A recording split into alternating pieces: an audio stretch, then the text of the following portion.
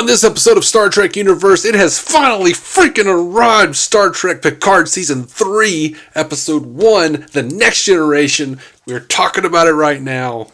Hell yeah. Right after these words from our mystery sponsors.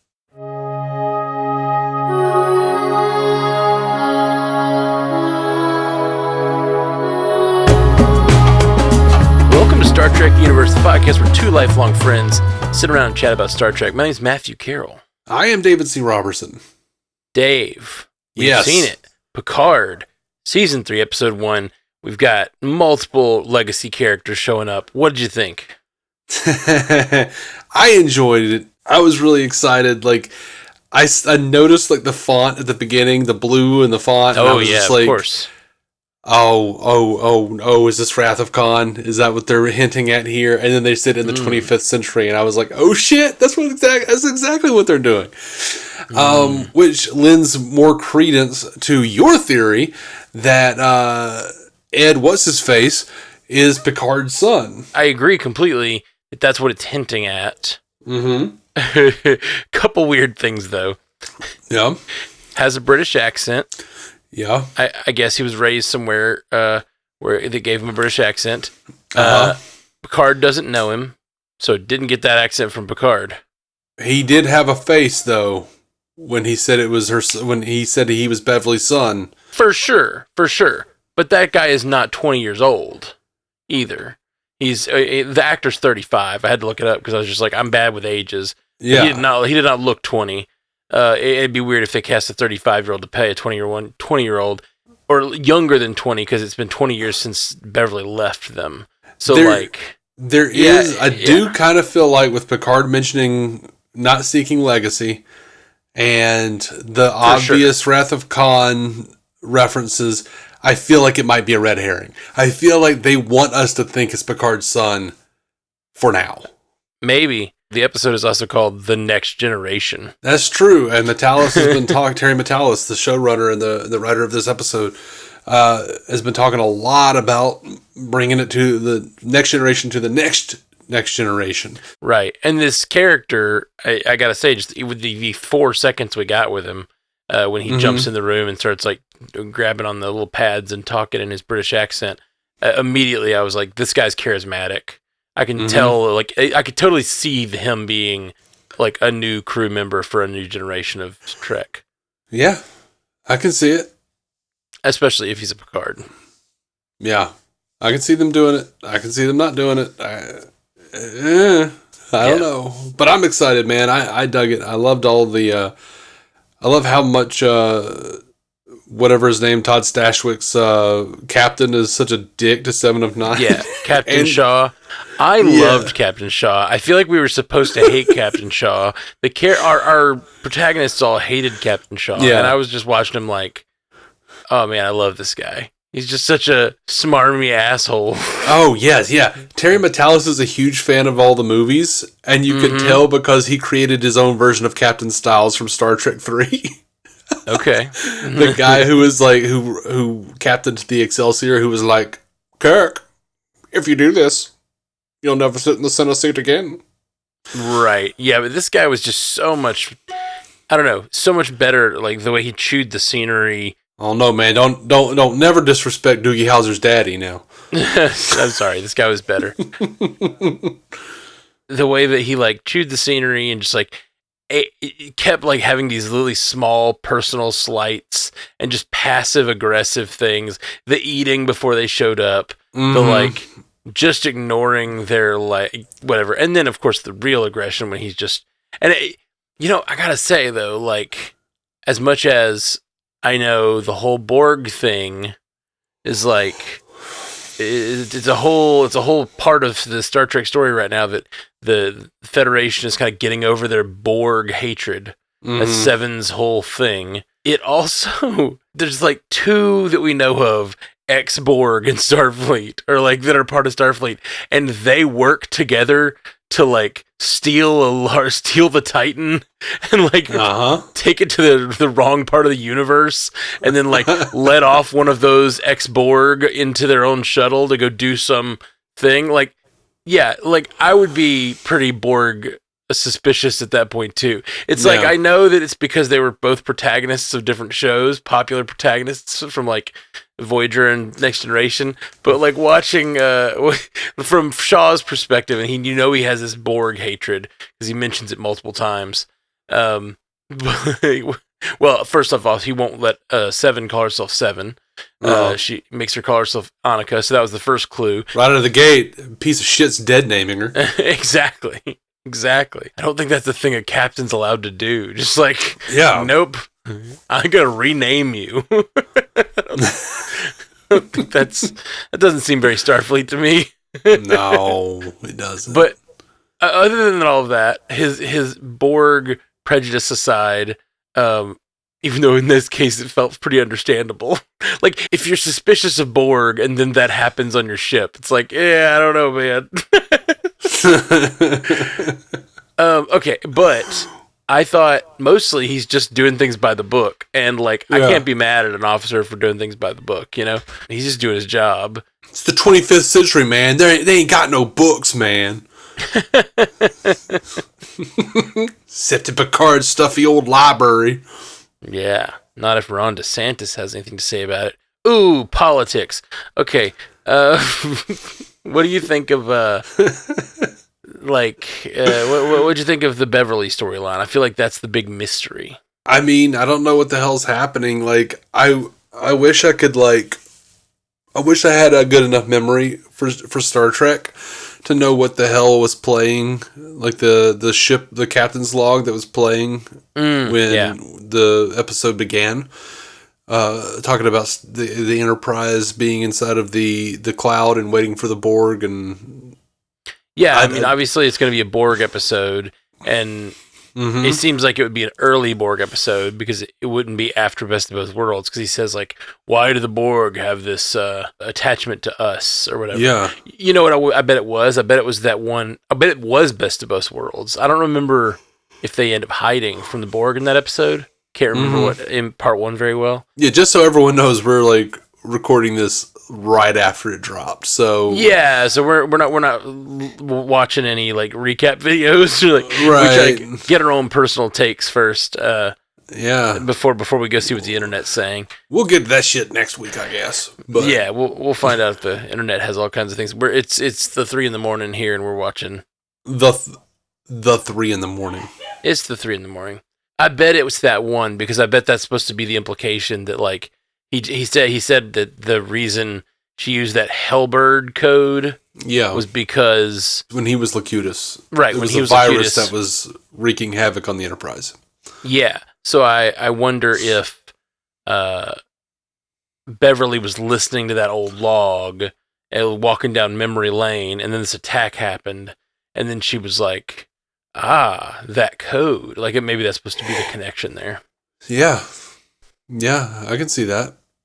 It is weird, though, that she chose that code, seeing as she's sending it to the one member of the Enterprise who wouldn't know that code. That is funny. Yeah. It's obviously it's a reason he'd have to get with Riker, but doesn't really make sense why she would do that. Unless she intended for him to, like, seek out Riker. I mean, you know. Right, but then you'd think somewhere in the message she would be a like, stretch. she'd be like, go find Penthos Pizza or whatever. Right. I mean, she might just not remember. You know, she might think like, well, he was Locutus. Maybe he knew. Maybe he knows about it. Right. Yeah, just a small little thing that seemed weird.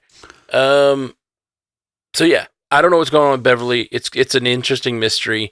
Just the idea that they've like, put her in this situation. We don't know what her deal is. The bigger mystery than like the attack even is that she just disappeared from their lives 20 years ago, and none of the crew knows why. Like, that's a big development that we had no idea about, and it seems like something that really broke Picard's heart, because he just never knew that this would be their last time seeing each other, and she just disappeared. So that's a big mystery. I'm excited to hear what happened. Now, it seems like it could have something to do with a kid, maybe.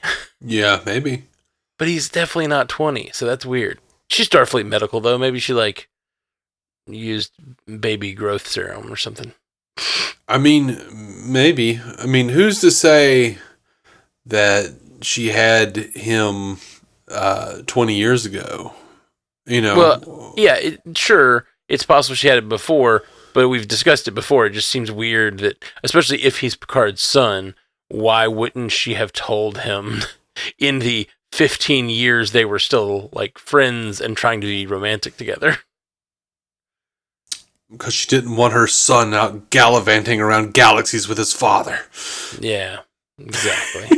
Exactly. No, I don't know. I'm very interested to see what they're weaving here. Mm-hmm.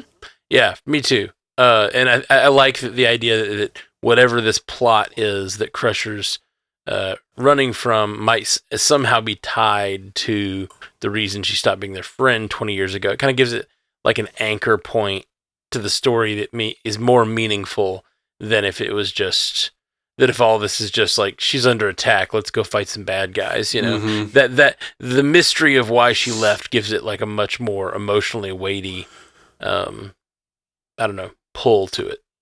Well, we have heard that she's, fighting for people that the Federation seems to have forgotten. Yeah. So we have that little nugget of information in there. Yeah, we do.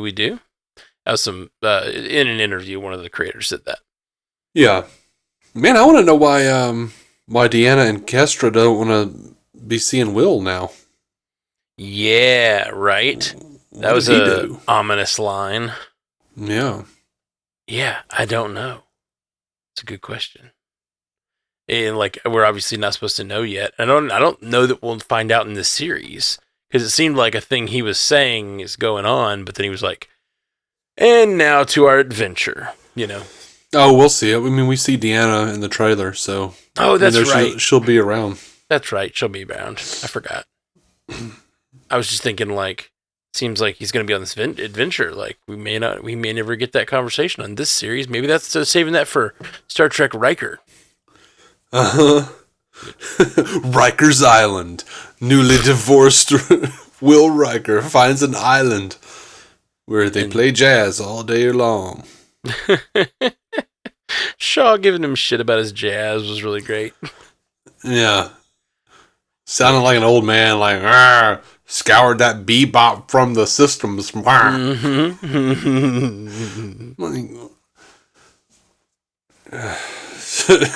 Shaw's just such a dick. Yep, he really is. But I dig it. Bethany, my wife Bethany, made a comment that because they've taken such great pains to make Shaw such a dick, he's going to be like the guy that they can trust in the end. Yeah. It's going to help save the day. Maybe. I don't know about that. He seems like too much of a dick. Like, he seemed like the inverse of...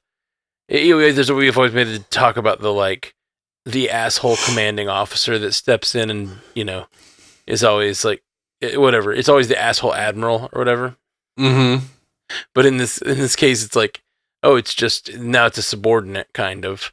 But it's like, I don't know. It just seems like everyone except the main crew that you're following is assholes in the Federation. It's like, and even in like lower decks, they're always like talking about other crews and they're like competitive with them and stuff. It just seems like the Federation has this weird thing where you build this community on the ship and everyone outside of that community is terrible. Yeah, absolutely. Speaking of lower decks, did you love Picard and Riker sleeping in the lower decks chambers? Yes, absolutely. It was great. And of course, that's just wonderful since Shaw, was that his name? Shaw? Yeah. Was like, forgive the quarters is the best we could do on these, on such a unlimited. Such short notice. Yes, short notice. That's what I'm looking for. And then it was the lower decks chambers. Like, I dug that. He's such a jackass. Yeah. I love it. He totally called them though. He was like, "Retired Admiral." Mm-hmm. Congratulations on that, by the way. Like, I love that actor. I would watch a show about him. I know he seems like a total asshole, or at least like he doesn't. Honestly, he just seems like a by the book guy who doesn't like. Reminded me a lot of when I saw that first episode between of DS9 when it's Picard talking to Benjamin Sisko for the first time, and like Benjamin Sisko hates Picard for very good reason, and it's that moment where like he's a great guy, great commander, but he hates the captain that we all love. And that's kind of how I felt about Shaw. Like I was like, Shaw's a by the book guy. Seems like it'd be kind of boring to watch a show about him since he's so by the book. But like, also, I'm digging him. I thought he was great. Yeah. They should do a spinoff with Shaw and call it Angelica's Honor. I don't know, man. I really enjoyed it. How did you like the little turn that Rafi was not really a druggie, that she was? I kind of was expecting it. Really? Yeah. Just because she was there and asking about, saying if I can just tell Starfleet this one thing. I was like, she's got two obsessions. Yes, she's had drug abuse problems, but it's always because like she gets too into some mystery where she's like trying to figure out why the Federation is doing what they're doing or whatever. Every time she watches true crime, she starts grabbing Molly. Like, yeah. She's like a drug addict and like a conspiracy addict, Yeah. And so she's trying to figure that out, and it definitely like.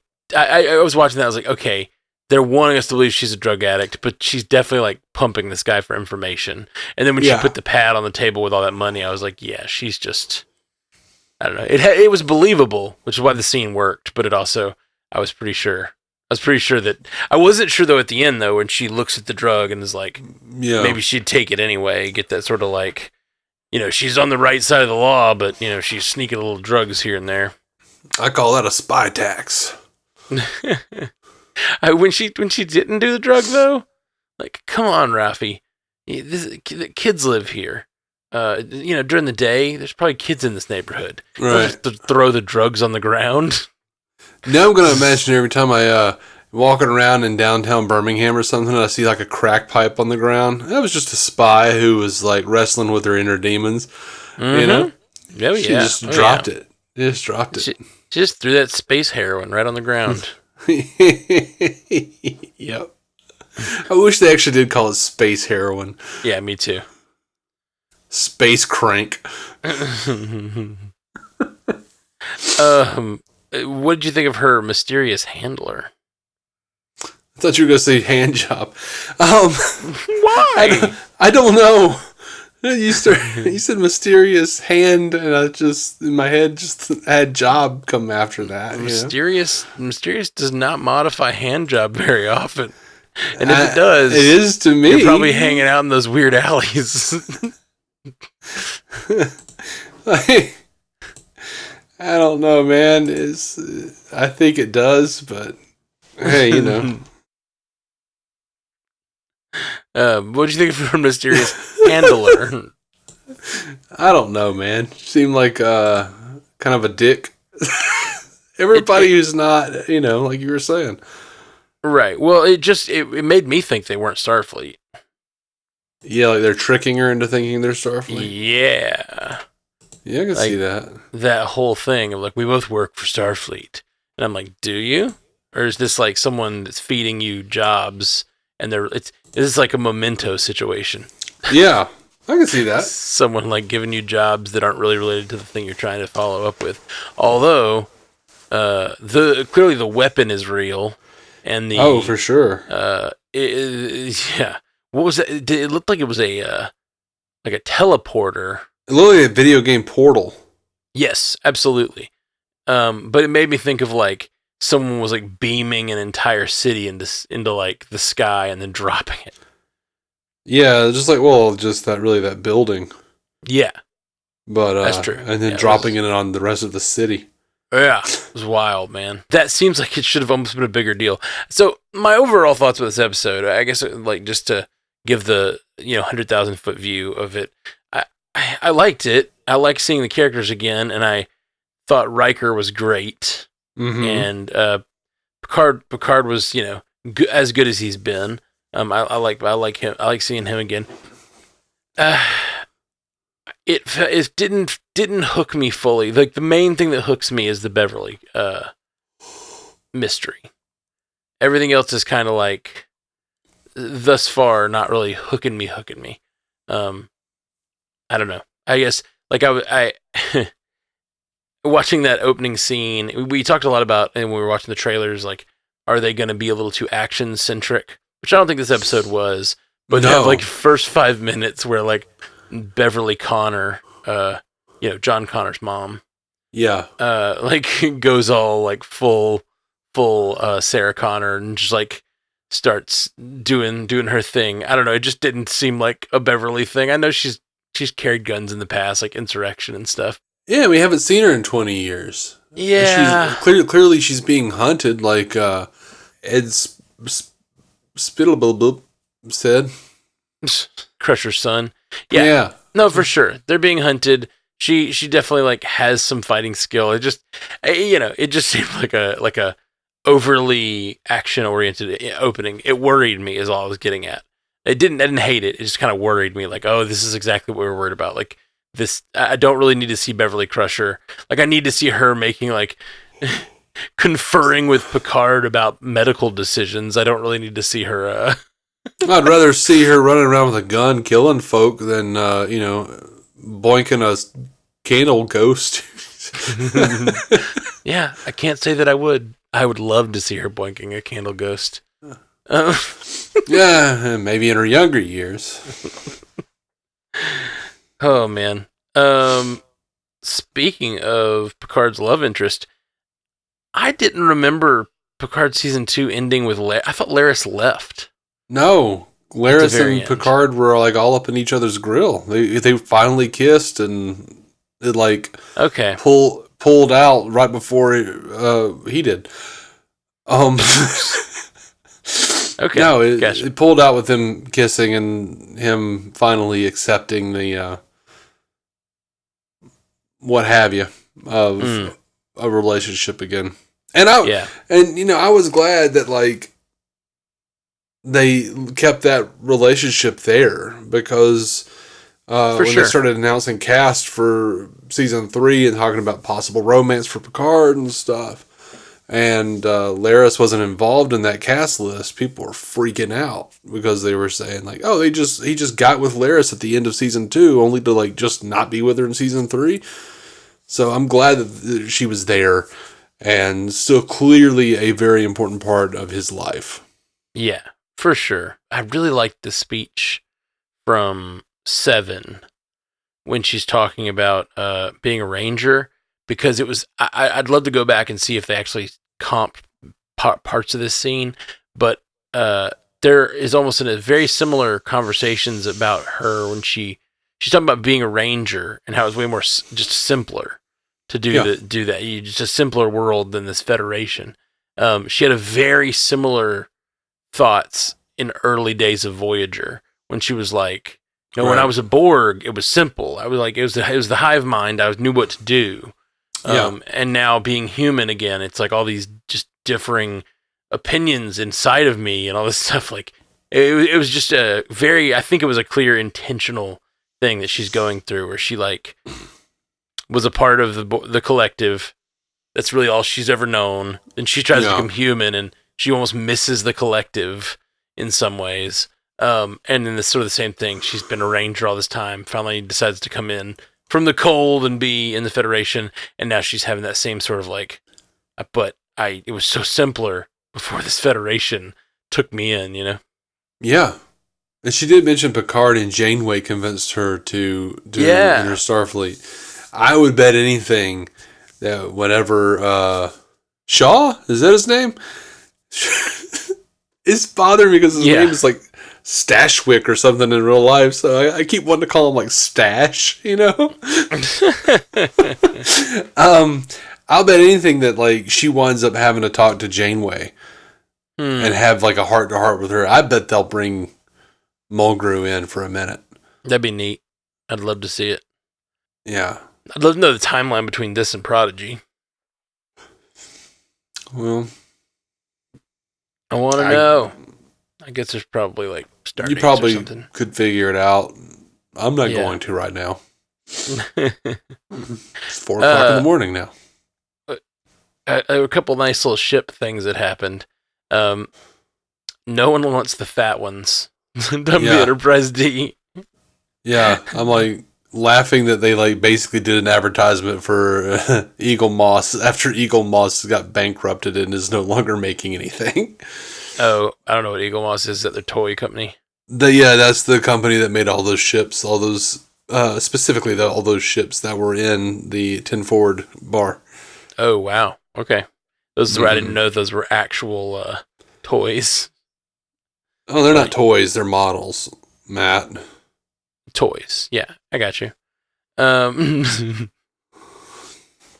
I wasn't so tired, I'd come kick your ass. What did you think of the Neo Constitution class? Oh yeah, the what is it? What was it? Neo Constitution class? Yeah, is that what? I thought it was great. Yeah, it was beautiful. I thought you'd enjoy the design. I do enjoy the design. There's a little bugaboos I've got with it, but as far as the design, but I do think it's funny, and it's one of the things like I loved the most about this episode was just how Terry Matalas has talked about how much he loves those TOS movies, and it just shows so much. He did all the Nick Meyer things. He had the little like whistle thing that I can't remember the name of when the captain and the admiral came on the bridge. Admiral's inspection. That's totally a friggin' Wrath of Khan thing. Totally a naval thing that they played into really hard in the Nick Meyer, Harv Bennett era of Trek. And that's my favorite era of Trek. I absolutely love those first 6 movies. Yeah. I just loved all, and I loved they used the First Contact music and the proper Next Generation music, which Yeah, I loved the Next Generation music. One thing I thought was weird about it being a Neo Constitution class, I didn't think refits changed your class designation. Like has that ever happened in a previous Star Trek? I've always known it like it's the Constitution class and then they have refits, right? And it's the whatever class and they have refits. The Titan was Riker's old ship, and then he's like, he says it's the new refit, Neo Constitution class. And I was like, what? You don't change class when you refit. At least that's never happened before. That was a weird thing. And you could say, like, I don't know, the Titan from this universe has never been seen before, right? Because we saw the Titan in All Good Things. We saw it in, like, beta. Well, I guess we actually have seen it in Lower Decks. Okay. We saw it a bunch on Lower Decks. Right, but I don't think they've ever said what class it was. So, according to Memory Alpha, it's Luna class. Okay. But I don't know that that's ever been said on screen. That might be from like games and stuff. Or extended canon. Right. But either way, the scene is weird because I've never known them to change the class based on a refit. They refit classes, but they don't like just change the class. I don't know. But then, so you could say like maybe it was always the Neo Constitution class, but then why would Riker be telling Picard that? I don't know. So it's definitely like they changed the class of the ship, which I think is weird. I mean, it was clearly like Riker's old ship because it had all of his bullshit in it. That oh no, yeah, that's what I'm saying. It's definitely the old ship, but the way he talks to Picard about it means that yeah, I get what you're saying. The class itself is new. So, like, they reclassified it with the refit, I guess. But that's weird. I've just never heard them do that before. Which, it makes me think of the current ongoing Star Trek series that where Sisko comes back from the wormhole and he puts together a Starfleet crew to go figure out who's killing these gods, these like celestial beings of the Star Trek universe. They have a concept in there that they introduced where there was a ship, is called the USS Theseus, and it was a ship that Scotty designed back 80 years or so prior, where it was like you could just keep, there was like modular, and you can keep changing out all of the components and making it a different class of ship. Essentially, that's what it's making me think of. Right. Yeah, and that's a comic that just started coming out. So I'm wondering if that's an idea they're starting to just float out there as far as like franchise goes. Okay, interesting. Yeah, that is possible. All right. Well, anything else you want to talk about this episode, man? I don't really think I have anything else. I liked seeing Geordi's daughter both in real life and canon-wise. How do we not mention her yet? I was really excited to see her, and she seemed really to have a lot of affection for Picard and Riker when they walked around the ship. She's smiling so big, and she's like, been a long time. Like, she's probably a little kid when they last saw her, you know? Especially it's been 20 years. I just thought that was awesome. That was great. I thought that the entirety of the crew of the Titan, they did a lot of focusing on a few of those characters. Obviously, LaForge. There was a Bajoran that they got a couple lines, and there was a green-faced character that I didn't recognize the species of. But it seemed like those were not background actors, I guess is what I mean. Like, they were actors. They seemed like they had personalities. They were like given a couple of lines. They gave. Are you saying this is this whole episode is a backdoor pilot for another series? Possibly. I do love Captain Shaw, but no, I just mean I think those characters will be back. Like, I don't know that they'll get another series, but it could be a Strange New World situation where we all love that crew and go, give us a series. But I'm just saying, like, I think they're not done. Like, I think that that crew is going to be around. I mean, definitely Geordi's daughter, like, for sure. But, like, it seemed like that entire bridge crew are actors that will return. It just based on their, like, the amount of screen time they got, the amount of interaction they got. I don't know. It seems likely. Very likely. Seemed like character building to me. Yeah, I could see it. Yeah. I'm down for it. I'm here for whatever they've got. Me too. And so it's called the episode's called Next Generation, and I was trying to like figure out what that means. Like, obviously, it's a reference to the show, The Next Generation, and like that time period of Trek. But I think it's also we're seeing multiple descendants of the Next Generation crew with LaForge's kid and Crusher's kid. So I don't know. I think that's what the title means, I guess. Yeah, it seems like a theme of what's happening in the season too.